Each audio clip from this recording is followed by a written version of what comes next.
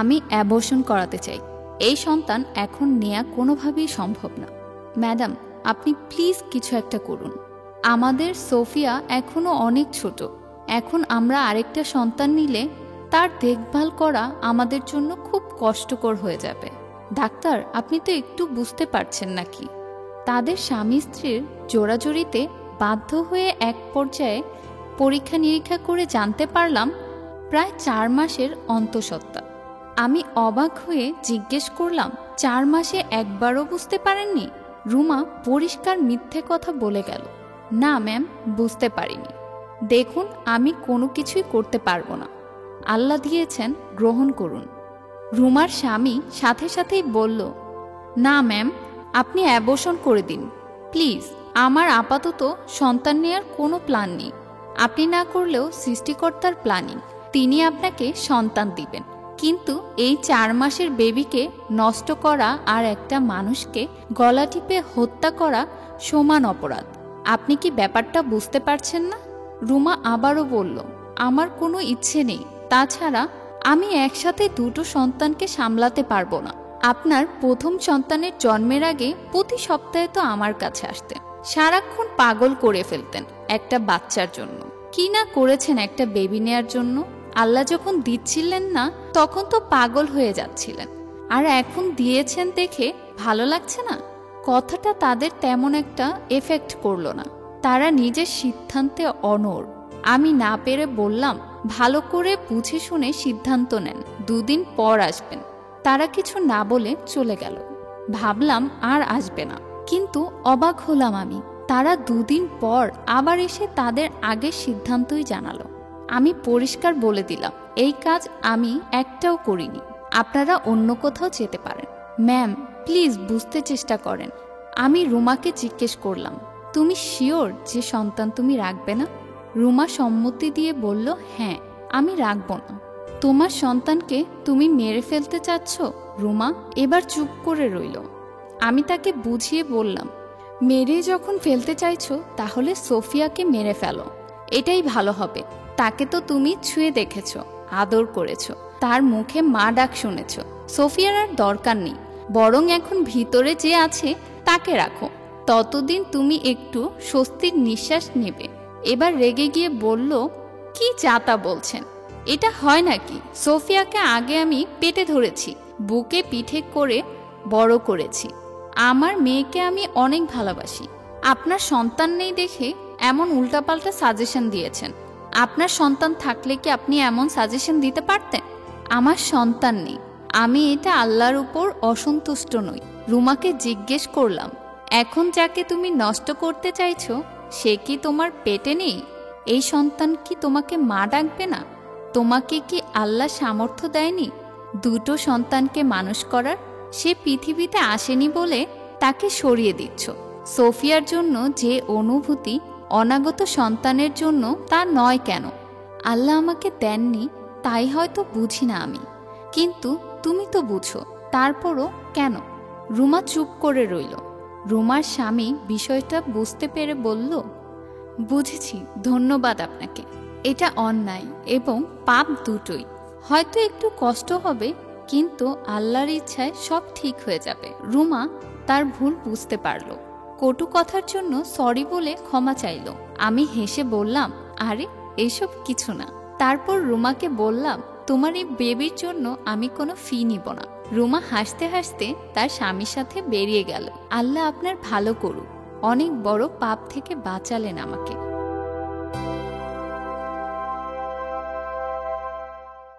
মাসুম তাড়াতাড়ি করে বাসা থেকে বেরিয়ে গেটের সামনে দাঁড়িয়ে আছে, রিকশার জন্য অপেক্ষা।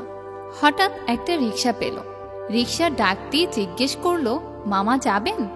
রিকশাওয়ালা বলল, মামা কোথায় যাবেন? মাসুম বলল, ধানমন্ডি যাব মামা।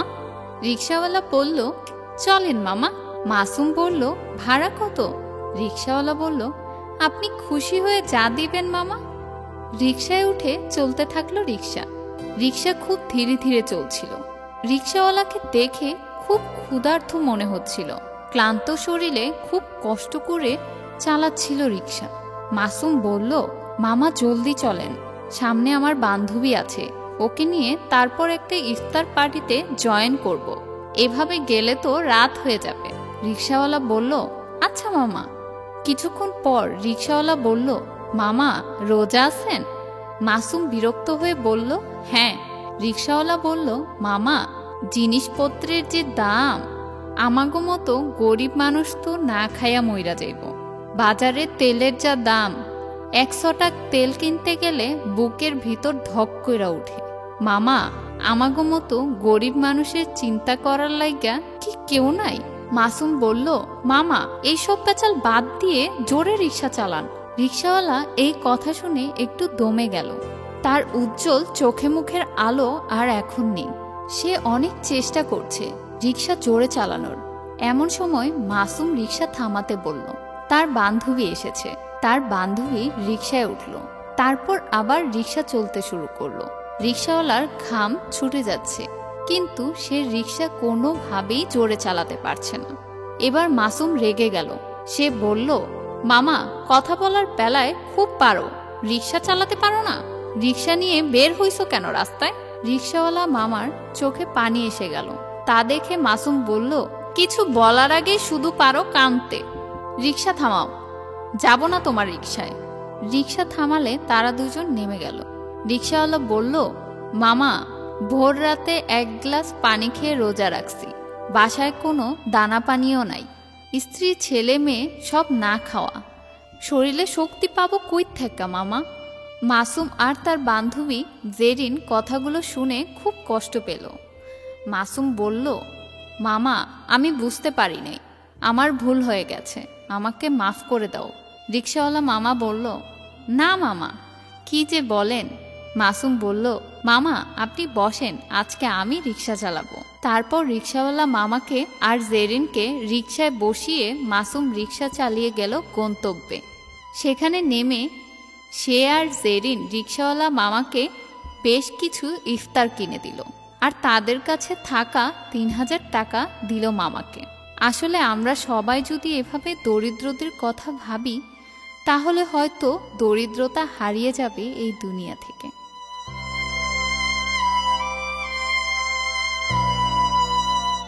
এই ব্যাগ যান, আমি তার এই গেল। এই মুখিন্দির বাচ্চা, বাংলা কথা বুঝছ না? ব্যাগ দে। আপনি আমার মারলেন। আবার মুখে মুখে কথা কস। আরে কি করছেন আপনি এসব? আপনি ওনাকে মারছেন কেন? আপনি কে? আপনার কোনো কাজ আছে কি নাই? যান ফোটেন। চাচা কি হয়েছে বলেন তো?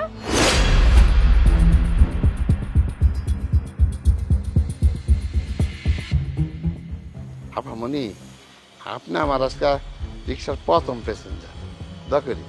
হ্যাঁ যাক, প্রথম ট্রিপের ভাড়া পাইলাম। উফ, বেলাও অনেক হয়েছে, অনেক গাম।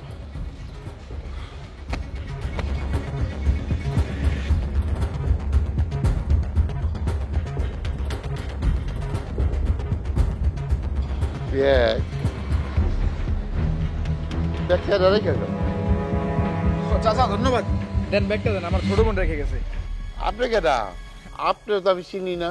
চাচা আমার ছোট বোন ভুলে আপনার রিক্সা রেখে গেছে, দেন ব্যাগটা দেন। না না, আপনার ছোট বই না এলে এই ব্যাগ আমি আপনার দিন। এই ব্যাগ যান, আমি তার এই গেল। এই মুখিন্দির বাচ্চা, বাংলা কথা বুঝছ না? ব্যাগ দে। আপনি আমার মারলেন। আবার মুখে মুখে কথা কস। আরে কি করছেন আপনি এসব? আপনি ওনাকে মারছেন কেন? আপনি কে? আপনার কোনো কাজ আছে কি নাই? যান ফোটেন। চাচা কি হয়েছে বলেন তো? আপামনি কেন জানি আমার এই ব্যাগটা রিক্সায় রেখে গেছে। আমি বুঝতে পারতেছি না কার ব্যাগ। উনি এই ব্যাগ চাইতেছে, উনি তো আমার রিক্সায় আসে নাই। আমি বলছি এই ব্যাগটা আপনার না, আপনার দিমুকে এর লেগে আমার মারছে। এই ব্যাগটা যে আপনার তার কোনো প্রমাণ আছে? আমি তোকে প্রমাণ দিব? কে তুই? হু আর ইউ? ভালো ভালো এখান থেকে যা, নাহলে এখন থাপড়া একবার দাঁত ফালাই দিব। কি তুই আমাকে থাপ্পড় মারবি? বিয়াদব!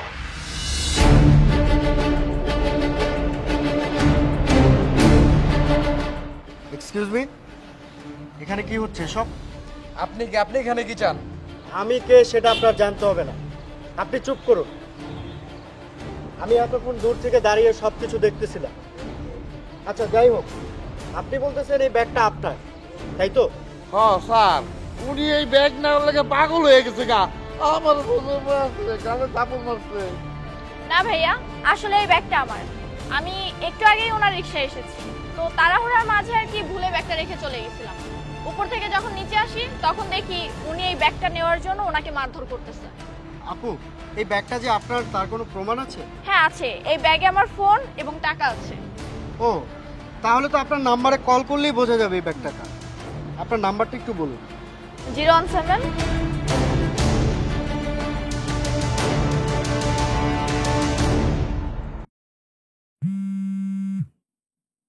এই যে।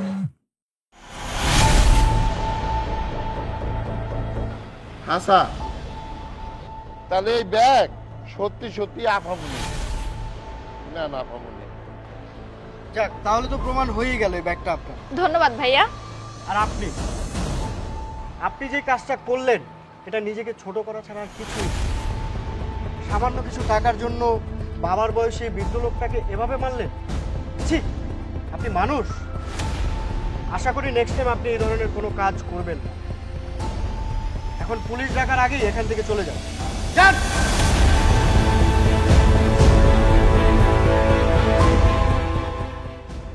স্যার, আপনি না এলে না এই লোকটা আমার থেকে জোর করে ব্যাগটা লয়ে যেত। ঢাকা শহরের কিছু মানুষ অনেক বাপ্পা। এই লোকটা আমার এই ব্যাগটা নেওয়ার লাগিয়া অনেক চেষ্টা করছিল, কিন্তু আমি ব্যাগটা দেই নাই। না দেওয়াতে ওই লোকটা আমার গালের মধ্যে চর বসাই দিছে। আপনার রিক্সাওয়ালা দেখা আমার মানুষ মনে করে না, বুঝছেন? কাকা, নেক্সট টাইম থেকে এই ধরনের দুষ্ট লোক থেকে অনেক দূরে থাকবেন। আর আপনি ভালো থাকবেন। আচ্ছা, আসি আপামনি, আসি স্যার।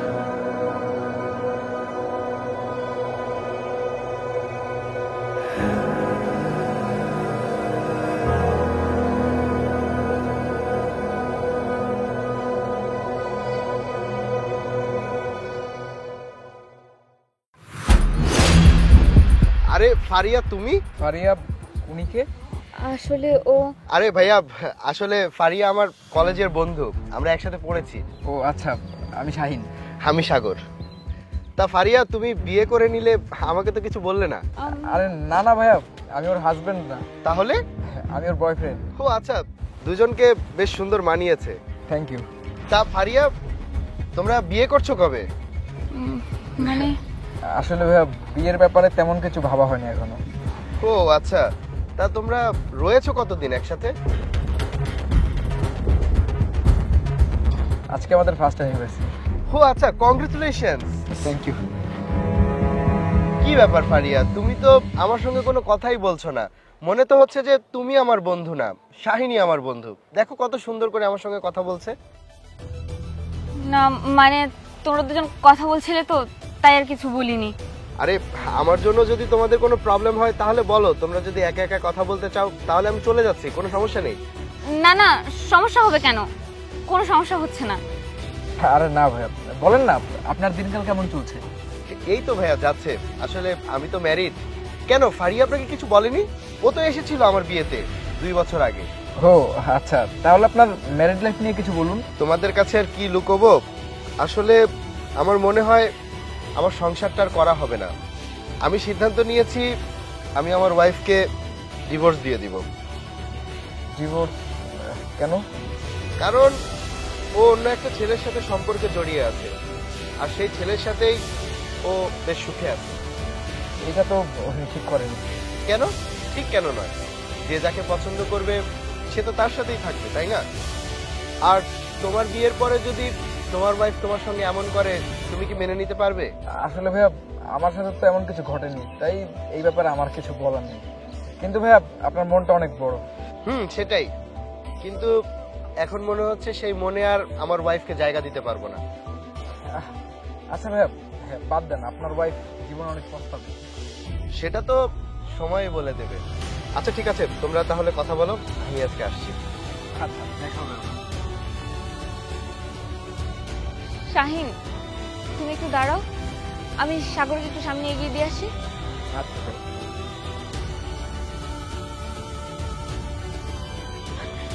সাগর, আমার কথাটা শোনো প্লিজ, আমার কথাটা শোনো। তুমি প্লিজ আমাকে মাফ করে দাও, আমি আজকে ওকে ছেড়ে দেবো, প্লিজ আমাকে মাফ করে দাও।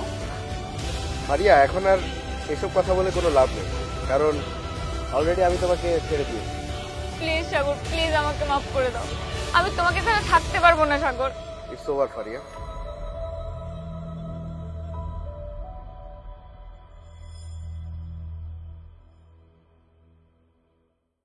তুমি নাকি ডিভোর্সি, এর আগে নাকি অন্য ছেলের সাথে 1 বছর সংসার করেছো। বিয়ের প্রথম রাতে আমার শাশুড়ি এসে আমার সাথে খারাপ ব্যবহার করতে শুরু করলেন।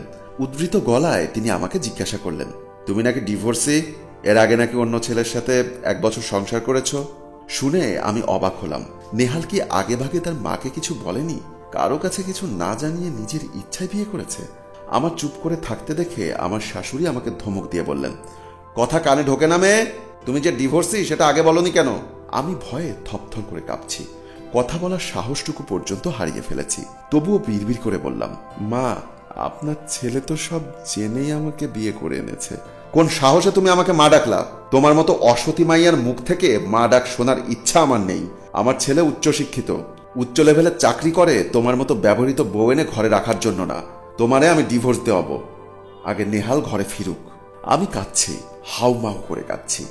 বাবা কতবার নেহালকে বলেছে, নেহাল বাবা তোমার তো অভিভাবক এলো না, তুমি একা একাই সিদ্ধান্ত নিয়েছো, এতে আমার মেয়ের বিপদ হবে না তো? দেখো বাবা, আগের বিয়ে সম্পর্কে তুমি সবই জানো। ছেলে ছিল মাতাল, পরনারীতে আসক্ত, আমার মেয়ের উপর অত্যাচার করতো খুব, এজন্যই তার ডিভোর্স নেওয়া। তোমার মতো ছেলের জন্য আরো ভালো সম্বন্ধ আসবে, তুমি বড় অফিসার, তুমি বরং আরেকটু ভাবো। নেহাল তখন বলেছিল, আঙ্কেল আমি ভেবেছি, আমি জানি আপনার মেয়ে কতটা লক্ষ্মী, আর আমি এটাও জানি আপনি ওকে নিয়ে কতটা বিপদে পড়েছেন। ডিভোর্সি বলে সবাই এড়িয়ে যাচ্ছে, কেউ কেউ মোটা অঙ্কের যৌতুকও দাবি করছে, আবার সেসব ছেলেদের আগের সংসারও আছে, কোনো না কোনো কারণে সেসব সংসার ভেঙেছে, সেই সংসারে আবার ছেলে মেয়েও আছে। আমার একটু ত্যাগের জন্য যদি আপনার মেয়ের জীবনটা সুন্দর হয়, তবে বিধাতাও আমাকে পুরস্কৃত করবেন। বাবা তবুও তাকে বললেন, তোমার মা, তিনি এটা মানবেন না। নেহাল হাসতে হাসতে বলল, 100 বার মানবেন। তবে এই তার মায়ের মেনে নেওয়া। সত্য হলো নেহাল তার মাকে আগে ভাগে এই ব্যাপারে কিছুই বলেনি। আমার শাশুড়ি আমায় এভাবে কাঁদতে দেখে রাগ দেখিয়ে আবার বললেন, এমনে কাঁদতেছো কেন?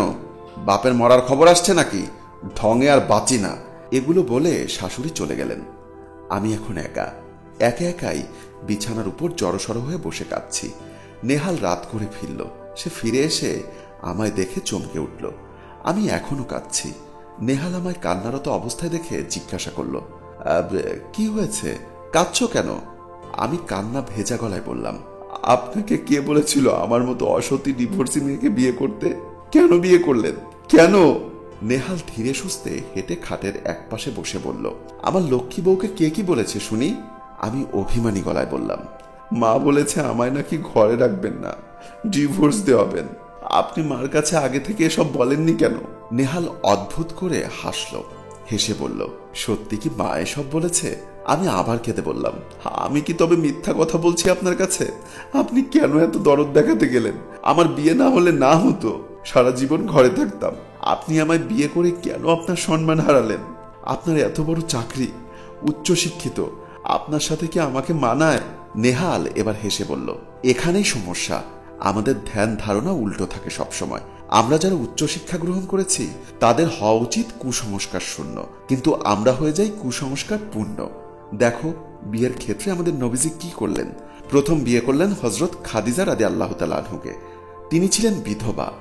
হযরত আয়েশা রাদিয়াল্লাহু তাআলা আনহু ছাড়া নবীজির স্ত্রী বিধবা কিংবা অসহায় ছিল, নানান সমস্যায় তারা জর্জরিত ছিল। আমাদের নবীজি তাদের বিয়ে করে আমাদের শিক্ষা দিয়ে গেছেন। তাছাড়া তুমি যদি আমাদের বাঙালিদের দিকে তাকাও, তাহলে দেখবে ঈশ্বরচন্দ্র বিদ্যাসাগরও তার ছেলের জন্য বিধবা বিবাহ করেছিলেন, অথচ তখন হিন্দু সমাজে বিধবা বিবাহ ছিল পাপের সমতুল্য। কিন্তু তিনি দেখিয়ে দিয়েছেন এটা পাপ নয়, এটা পুণ্য, এবং ডিভোর্সি কিংবা অসহায় মহিলাকে বিয়ে করে কেউ ছোট হয় না, বরং সম্মানিত হয়। আমি বুঝতে পারলাম সবকিছু, আমি নিজেও সব কথা জানি, কিন্তু এসব নীতি নৈতিকতা, ধর্মের কথা আমার শাশুড়িকে বুঝবেন? আমি নেহালকে বললাম, মা যে রাজি না, তিনি যে আমাকে তার পুত্রবধূ হিসাবে গ্রহণ করবেন না। নেহাল মুচকি হেসে বলল, মা এদিকে এসো তো একটু। নেহালের ডাকের সাথে সাথেই তিনি এসে উপস্থিত। আমি অবাক হলাম, তিনি কি তাহলে এতক্ষণ দরজার পাশে দাঁড়িয়েছিলেন? মা এসে আমার পাশে বসলেন, তারপর নেহালকে উদ্দেশ্য করে বললেন, বিচার দিয়েছে তোর বউ? নেহাল মৃদু হেসে বলল, শাশুড়ি মুচকি হেসে বললেন, বিয়ের প্রথম দিনই বিচার? আমি কিন্তু এসব মোটেও সহ্য করব না, আমার এবার রাগ লাগছে। নেহাল বারবার আমায় এভাবে লজ্জায় কেন ফেলছে, বিয়ে করে না অপমানিত করছে। আমার আবার কান্না এসে যাচ্ছে। আমার শাশুড়ি বুঝতে পারলেন আমি আবার কাঁদতে যাচ্ছি, তাই তিনি ঝট করে আমার একটা হাত ধরে ফেললেন। তারপর সেই হাত তার কোলের কাছে টেনে এনে বললেন, বোকা মেয়ে, কেঁদো না, আমি তোমার সাথে মজা করছিলাম, দেখছিলাম আমার বৌমা কি করে। আসলে মা, একটু আগে আমি তোমার সাথে যে আচরণটা করলাম, এটাই আমাদের সমাজ। আমাদের সমাজ এমনটাই ভাবে সবসময়, কিন্তু আমি এই সমাজকে বৃদ্ধাঙ্গুলি দেখিয়ে তোমাকে আমার ঘরের বউ করে এনেছি। আসল কথা কি হলো মা, নেহাল তো তোমার বাবার অফিসের বড় কর্তা, সে নাকি তোমার বাবার কলিগদের কাছ থেকে জানতে পেরেছিল তোমার বিষয়ে। তারপর সে সবসময় আমায় এসে বলতো তোমার কথা, তোমার বিয়ে হচ্ছে না, যৌতুক চাই মোটা অঙ্কের। আমি সব শুনে সিদ্ধান্ত নিলাম আমার ছেলের জন্য তোমায় বউ করে আনবো, এবং সমাজের চোখে আঙুল দেখিয়ে দিব, সমাজে অবিবাহিত ছেলেরাই শুধুমাত্র অবিবাহিত মেয়েদের জন্য না।